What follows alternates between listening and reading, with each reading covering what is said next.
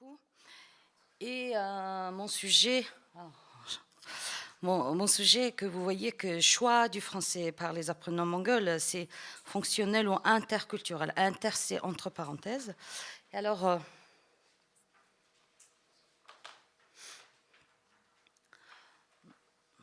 première partie.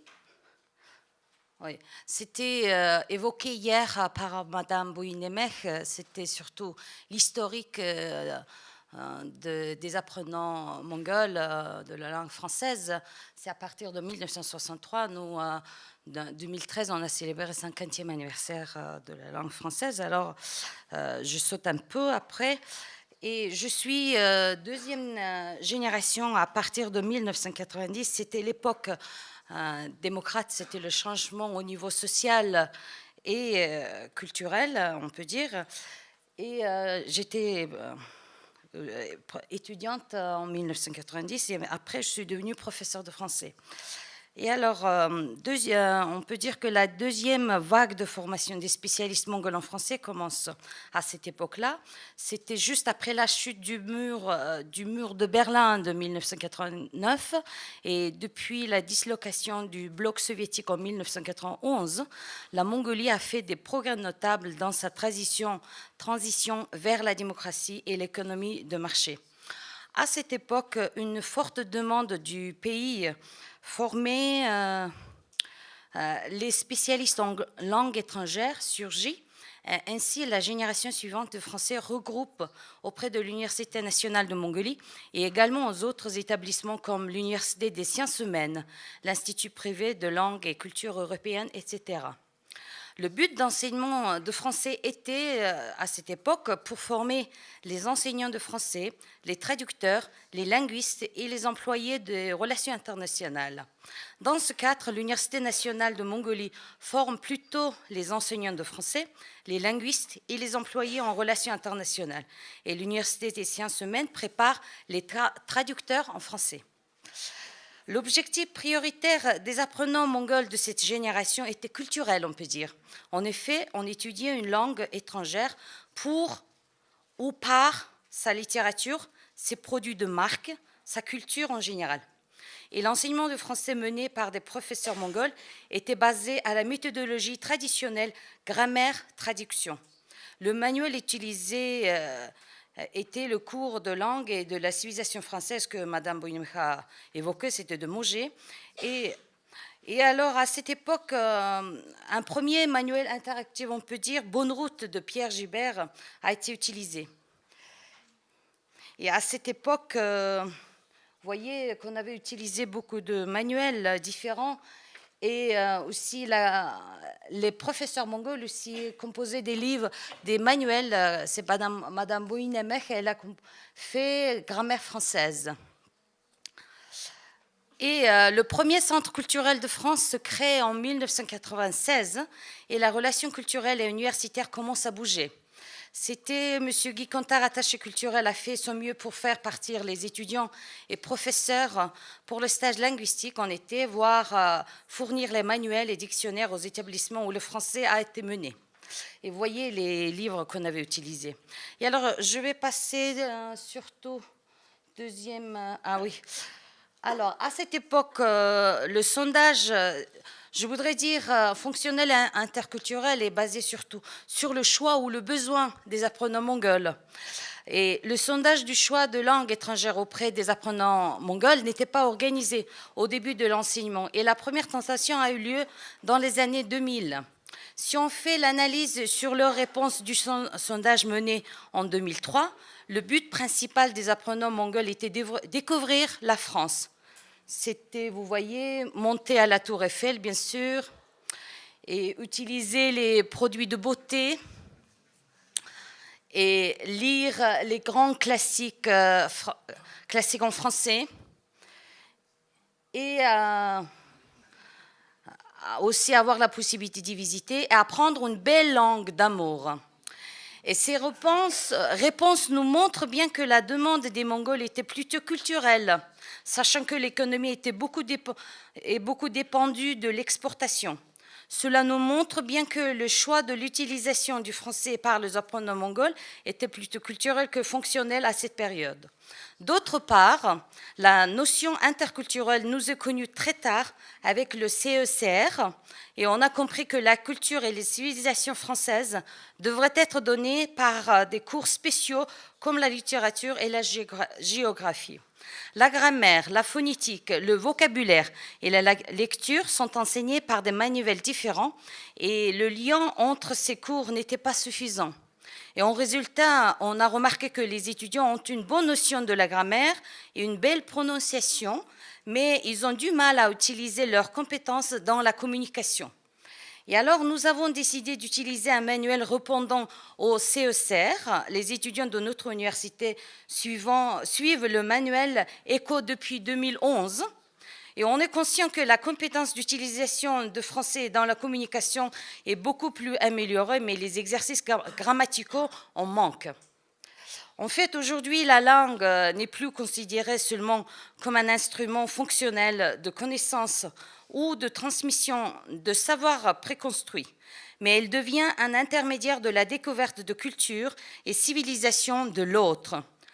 Le rôle d'enseignant est de faire prendre conscience aux apprenants qu'il existe différences culturelles, que l'interculturel est essentiel dans l'acquisition d'une langue, d'un nouveau savoir.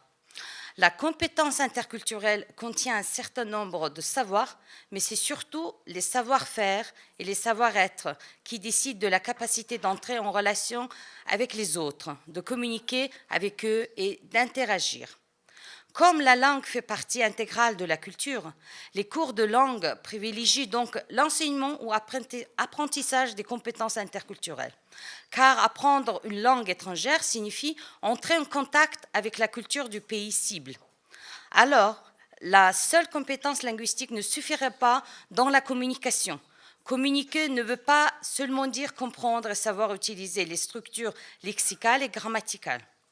Pour communiquer, il est également indispensable de comprendre les attitudes, les systèmes de valeurs, les comportements, les points de vue, tout le contexte culturel de son interlocuteur. Le succès de la communication interculturelle ne dépend pas uniquement du niveau d'acquisition des compétences linguistiques. J'ai utilisé ici le terme fonctionnel dans ce texte, dans le sens d'utilisation et de pratique de compétences obtenues lors de l'enseignement. Les étudiants doivent posséder une connaissance fonctionnelle de la langue française écrite et parlée, et de façon à pouvoir utiliser son français comme un moyen de communication. Au fait, c'est dans les années 1970 qu'a surgi le terme français fonctionnel.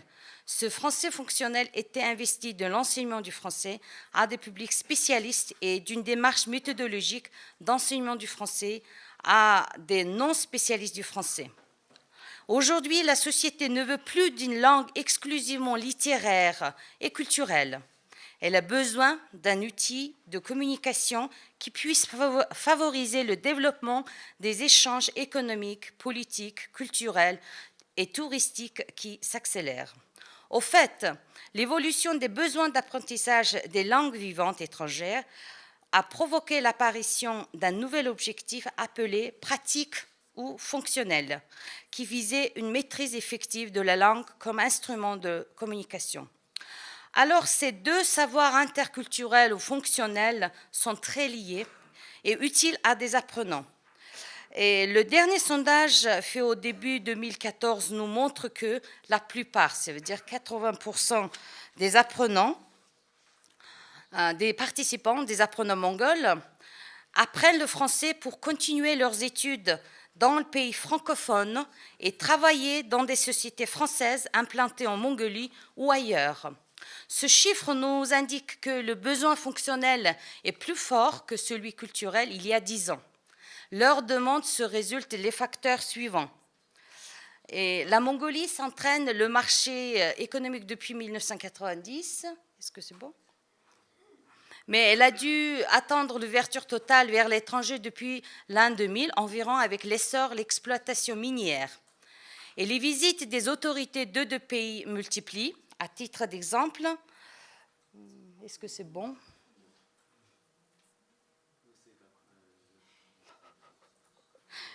Je suis perdue. Avec la traduction, ça ne me rassemble pas, alors. Ah, d'accord. Ah, j'ai pas bougé depuis. D'accord. D'accord. Les visites des autorités de deux pays multiples, à titre d'exemple, la visite officielle du président M. Bayard en février 2007 et du Premier ministre Bayard en mars 2009 et les visites mutuelles entre parlementaires 2013 et 2014 et le ministre des Affaires étrangères françaises M. Laurent Fabius en 2013. Et la politique extérieure mongole vise à développer une politique dite du troisième voisin, tendant à renforcer les liens avec des démocraties d'Europe. Et sur le plan économique, la France s'avère, au sein de l'Union européenne, le deuxième fournisseur de la Mongolie après l'Allemagne. Et les échanges économiques et commerciaux entre deux pays connaissent une progression sensible dans tous les domaines. Et 10 bourses ont été annoncées lors de la visite du ministre des Affaires étrangères françaises, M. Laurent Fabius, en 2013. Les examens comme TCF, DELF, DALF, organisés par l'Alliance française de Mongolie, et adhésion de l'Université nationale de Mongolie à l'Agence universitaire de la francophonie en 2013. Nombre de ressortissants français en Mongolie s'est fortement accru au cours des 10 dernières années et ils travaillent majoritairement dans le secteur tertiaire. Qu'est-ce que je fais ? Reconstruction structurale au niveau universitaire, possibilité du choix libre, du cursus et du programme et d'obtenir deux diplômes différents à partir de l'année académique 2013 et 14 et 15. Alors, je fais ma conclusion. Attendez, on va laisser tomber. Sinon, je serais aussi perdue. Alors, pour répondre aux demandes de nos clients apprenants mongols, nous devrons faire attention à l'utilisation fonctionnelle du français afin qu'ils puissent utiliser leurs compétences dans la communication. Il doit posséder une connaissance fonctionnelle de la langue française écrite et parlée, de façon à pouvoir utiliser son français comme un moyen de communication pour la suite de leurs études ou le débauche dans la société française. D'autre part, la culture et la compétence interculturelle ne doivent pas être séparées de l'utilisation de n'importe quelle langue étrangère. Le succès de la communication interculturelle ne dépend pas uniquement du niveau d'acquisition des compétences linguistiques et sans compétences interculturelles. On n'apprend pas l'interculturel, on le vit, on le pratique en interaction avec des représentants d'autres langues et cultures. Et dans ce sens, l'enseignant doit posséder la conscience interculturelle et encourager ses élèves à prendre conscience de la diversité, les y ouvrir et faire pratiquer dans la vie. Et nous devons sensibiliser l'apprenant à la différence culturelle et pour développer sa capacité à communiquer efficacement avec ceux qui sont différents. Merci pour votre attention.